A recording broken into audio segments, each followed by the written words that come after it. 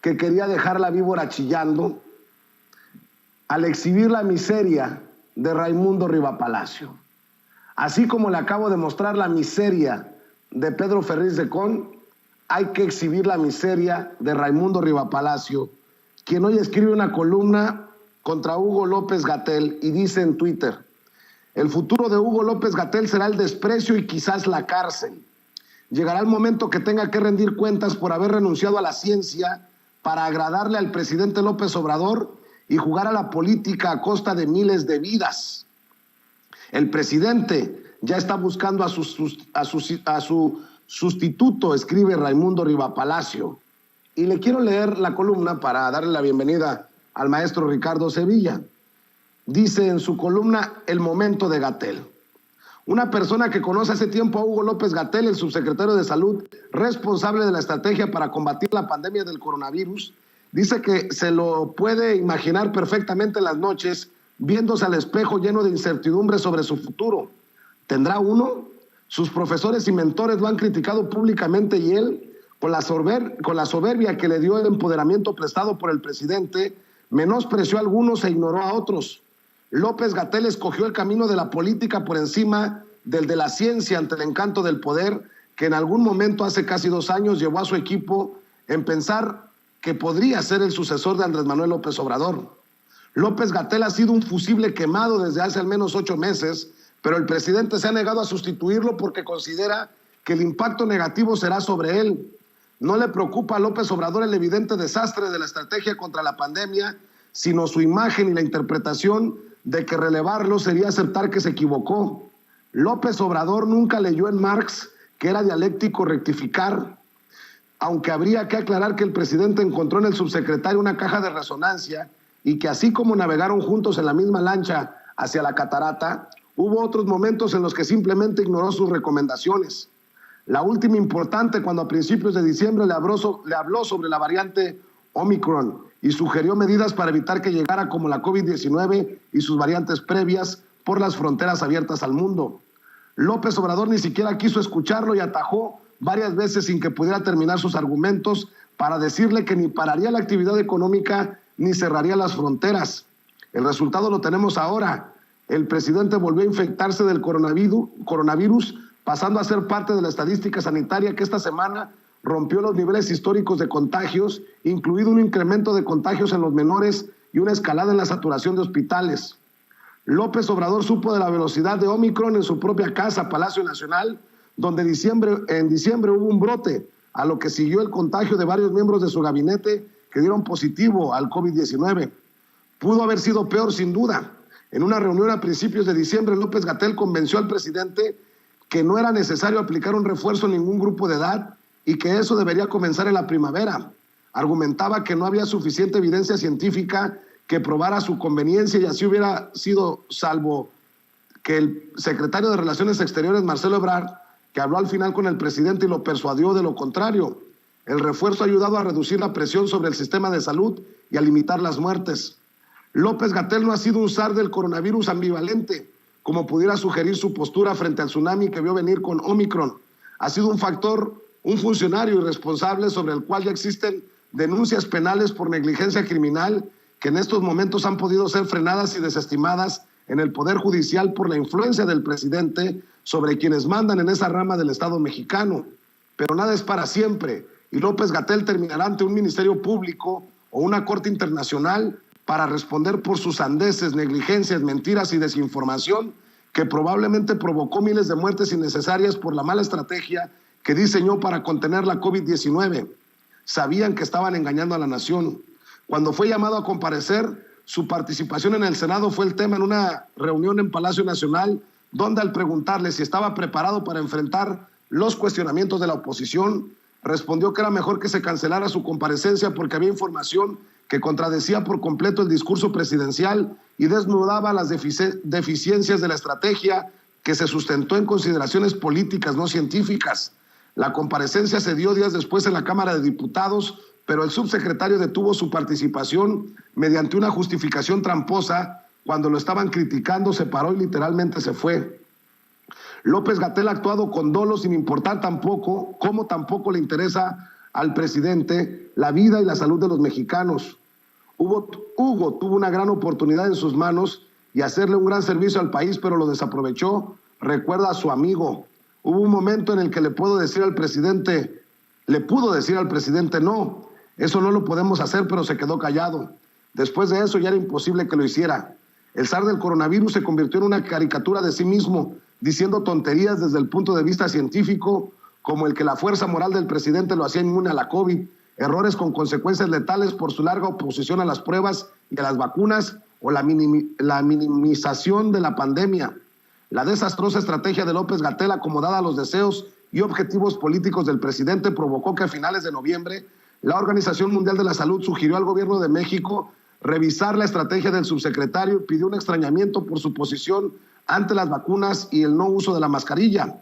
López Obrador no le llamó la atención, pero aumentó su congelamiento y profundizó su distanciamiento.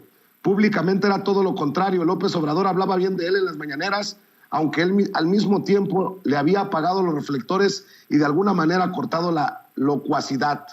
Los dos López no han cambiado, siguen diciendo mentiras, como que México era el país donde menos muertes había dejado la COVID-19 o equiparar la variante Omicron a una gripa. Pero si los dos López bailan tango, no son iguales. Uno tiene repulsión a la ciencia, exuda prejuicios e ignorancia, mientras que el otro es un adulador que se traicionó a sí mismo. El presidente ya está buscando a su sustituto, lo que no significa que López-Gatell está en la puerta de salida, pero sí que la gracia para con él ya se acabó.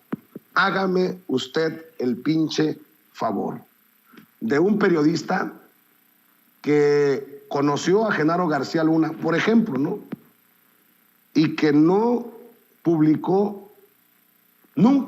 publicó algo similar con adjetivos como los que usa contra López Obrador y contra López-Gatell.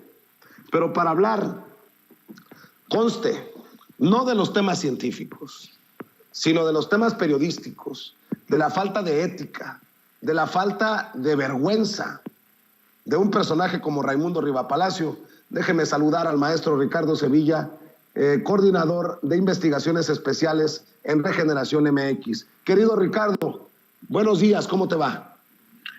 Buenos días, querido público memorioso. Vicente, me va muy bien, muchas gracias. A quien no le va a ir nada bien es a Raimundo Rivapalacio, este personaje que escribió en Excelsior, que escribió en Reforma, en El Universal y bueno, en El Independiente, ese periódico de Carlos Ahumada, y de donde salió por la puerta trasera. Prácticamente lo han corrido de todas partes. En algún momento dirigió y cofundó, de hecho, el periódico Milenio, ahí al lado de Carlos Marín, de Ciro Gómez Leiva, y también lo sacaron prácticamente a patadas. Este personaje que fue uno de los personeros de Carlos Salinas de Gortari, sí, uno de sus personeros, dirigió Notimex durante 2 años, de 1998 a 1990, y que le lavó la cara o intentó lavarle la cara a ese personaje, el padre de la desigualdad, como lo ha descrito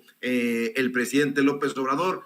Tuvimos una serie de entrevistas, querido público memorioso Vicente, con personajes muy cercanos a Raimundo Rivapalacio, y nos dicen estas fuentes cercanas a este sujeto, pues que le ha dolido muchísimo que le saquemos sus trapitos al sol, y debido a ello es que nos está investigando, debido a ello es que nos está dedicando artículos, portadas y calumnias estúpidas.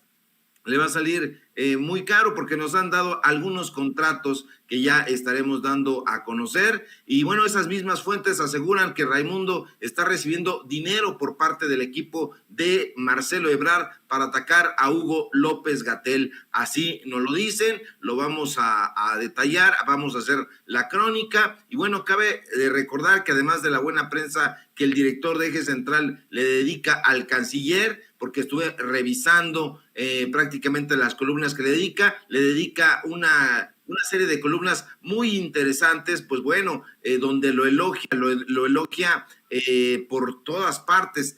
Estos personajes tienen una amistad añeja y profunda, y esa amistad le ha dado buenos contratos a la sociedad civil que tiene Raimundo Rivapalacio, y le ha ayudado otro periodista, un periodista que se llama Julián Andrade, este personaje que ha trabajado en La Razón, que ha trabajado en la Coordinación de Comunicación Social de la Oficialía Mayor, nada más ni nada menos que con el expatrón de la esposa de Raimundo Rivapalacio, Miguel Ángel Mancera. Entonces, todo está junto con pegado, estamos muy contentos porque vamos a dar a conocer esta información, de modo que estén muy pendientes porque tenemos esos contratitos, tenemos ahí la firma de Raimundo Rivapalacio, donde en efecto está ahí la firma de él, está la firma de Julián Andrade, este personaje que también escribe en el Universal y que se jacta de ser un personaje probo,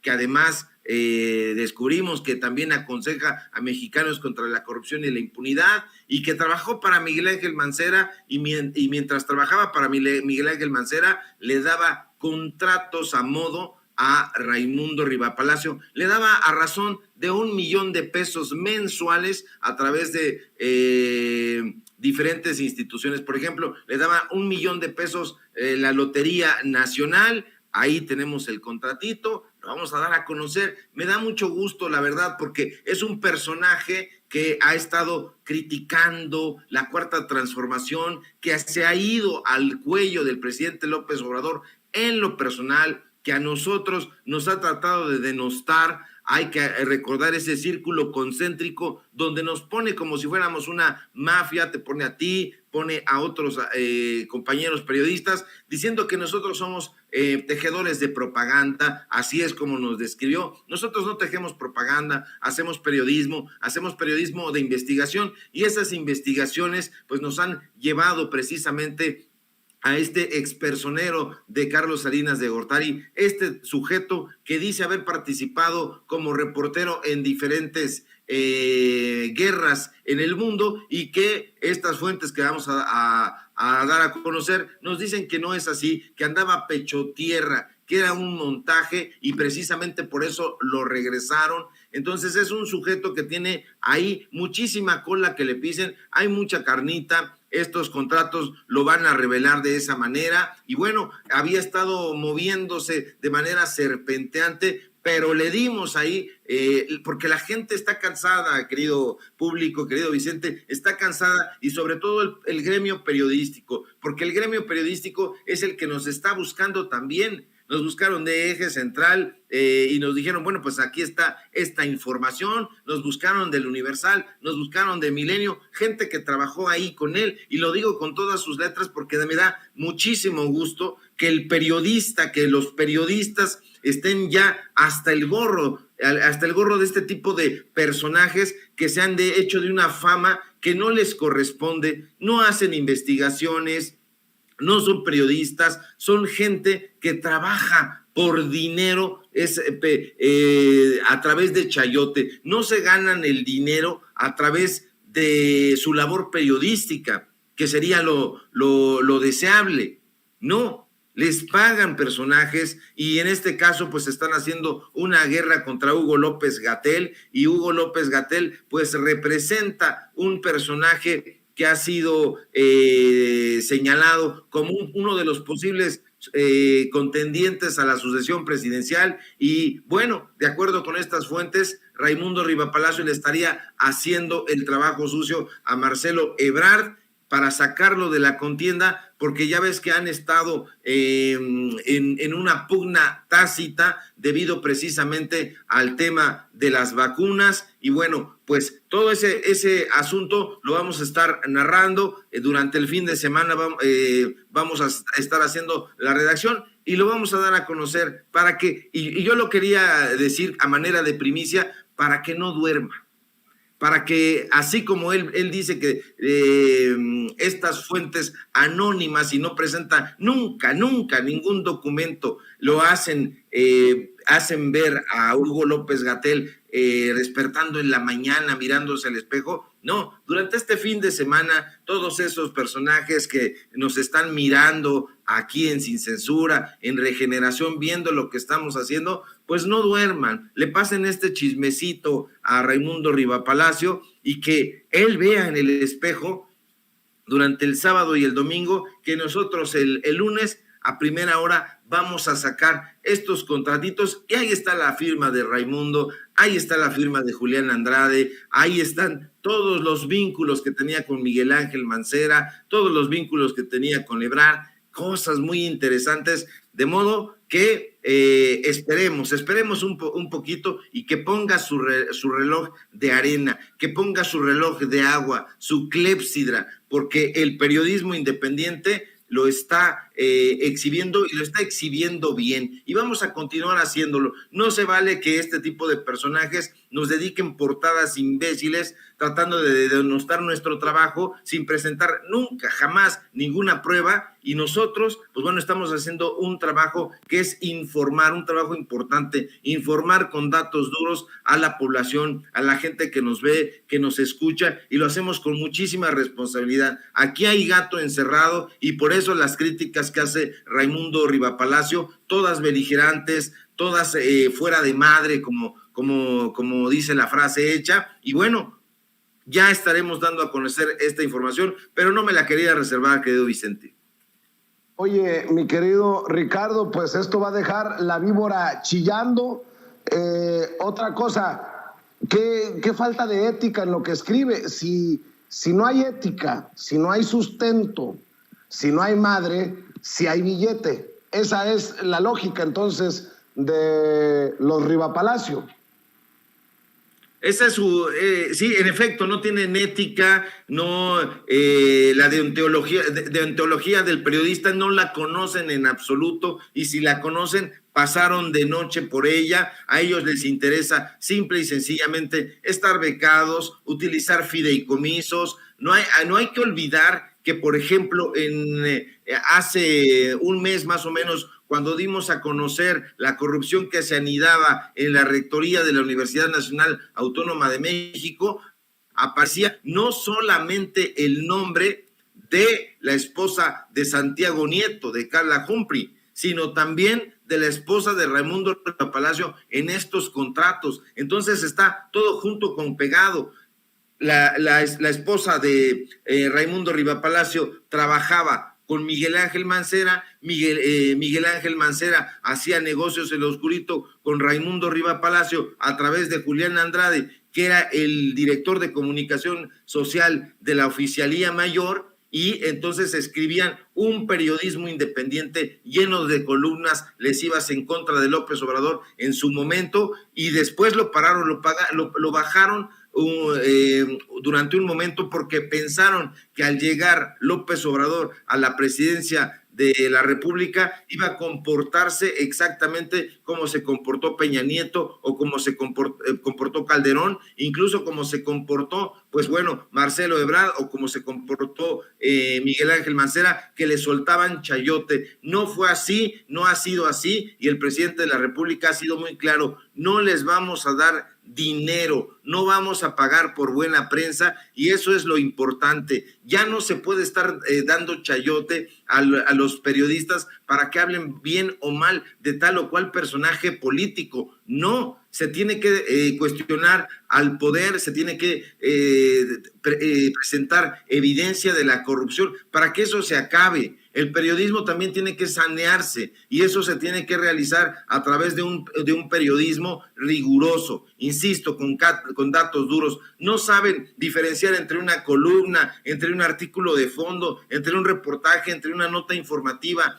Mucho menos sabrán diferenciar entre la ética y la responsabilidad social que tiene el periodista, pero nosotros, a fuerza de datos duros, vamos a darle a conocer a la gente el por qué se están comportando de esa manera. No basta con decir, están resentidos, están enojados. No, los datos duros son estos, y esto es el vínculo que existe entre estos personajes. Quieren dedicarnos círculos concéntricos y denostar nuestro trabajo periodístico, se van a topar con pared, y esa pared va a ser la pared de los datos duros. Pues estaremos al pendiente, querido Ricardo, como ahí te encargo que estemos al pendiente, por ejemplo, de los datos que siguen saliendo de un INE que se niega a perder sus privilegios y sus dineros. Por ahí veo también nado sincronizado para defender a Lorenzo Córdoba y a Ciro Murayama, bueno, sobre todo Lorenzo Córdoba como consejero presidente del INE, que estoy casi seguro se negará a aceptar por las descalificaciones que ya ha hecho este plan de austeridad sugerido por el gobierno de la Cuarta Transformación. Ayer platicaba con Mario Yergo, le voy a pedir de hecho a nuestros compañeros que por ahí la vayan rescatando.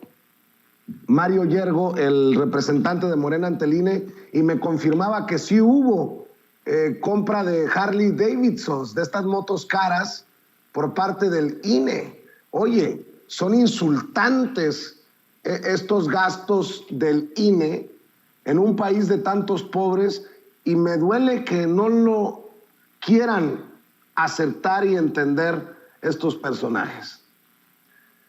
Sí, no lo quieren entender porque les estás quitando algo que ellos se imaginaban que iba a ser un patrimonio inagotable, que era esta ratería que tenían en el Instituto Nacional Electoral, que todavía tienen porque no se ha metido mano a fondo y que se están resguardando precisamente en esa autonomía. El presidente, ahora el secretario de Gobernación, han expresado su respeto hacia ese organismo independiente, pero estos personajes, por el contrario, pues están dando un ejemplo totalmente antidemocrático que va en contra de la naturaleza precisamente del INE. No son árbitros neutrales, están a favor de un determinado grupo político para ayudarlo a ganar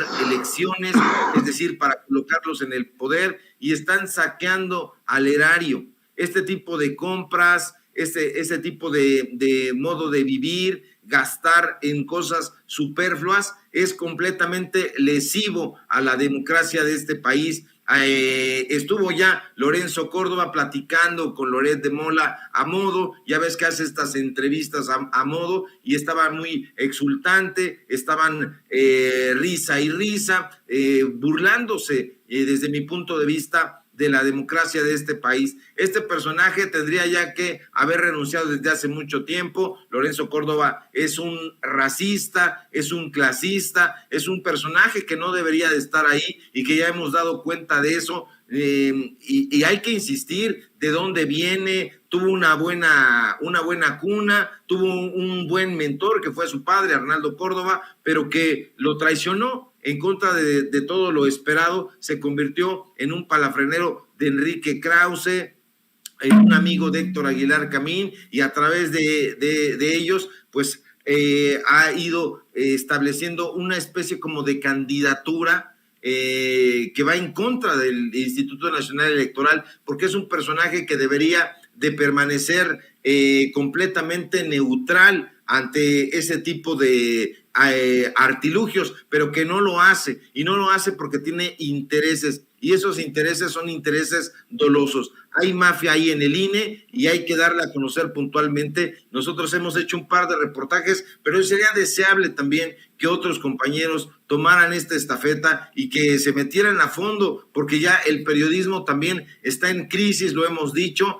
Se está opinando demasiado, pero no se están presentando datos duros, y esa es la parte medular del periodista. No nos podemos ir con inferencias, no nos podemos ir con supuestos. Tenemos que presentar no solamente los testimonios, sino también fotografías, documentación y todo lo que avale que estos personajes están haciendo este tipo de compras con dinero público, y lo están haciendo, y por eso quieren echar abajo la revocación de mandato, esta consulta a la que los está obligando la ley, y que no quieren, y no quieren precisamente por eso, porque ahí han encontrado una minita de oro. Ricardo Sevilla, sobre todo hoy le pido a la gente que te respalde, que se suscriba a tus trincheras y que te busque en redes sociales, a las que estará muy al pendiente Raimundo Rivapalacio y su gente durante estos próximos días, como dices tú, esperando a ver de qué lado masca la iguana, qué es lo que vas a publicar, y nosotros también nosotros también al pendiente, Ricardo. Muchas gracias, querido Vicente, público memorioso. Síganme, por favor, sí lo necesitamos de su fuerza, necesitamos de su apoyo. En mis redes sociales, en Twitter, @SevillaCrítico, en Facebook, Ricardo Sevilla, así nada más, en Regeneración MX, en este portal informativo libre, donde estamos dando a conocer estas investigaciones y tenemos otras secciones también muy vigorosas. Síganos en los datos duros, tenemos programa hoy a las 4 de la tarde, es de 4 a 5:30. Síganos en Tiempos de Canallas, porque sí son definitivamente tiempos de canallas, y ahí estamos haciendo una sátira política de lunes a viernes de 8 a 9 de la noche, hora del centro de México, y aquí en Sin Censura, en donde, si todo va bien, nos encontramos el próximo lunes y ya estaremos destapando una más de las cloacas del neoliberalismo. Fuerte abrazo, querido público memorioso, Vicente, Ceci, don David, y a toda la gente que nos ve y que nos escucha. Que tengan un excelente fin de semana. Igual.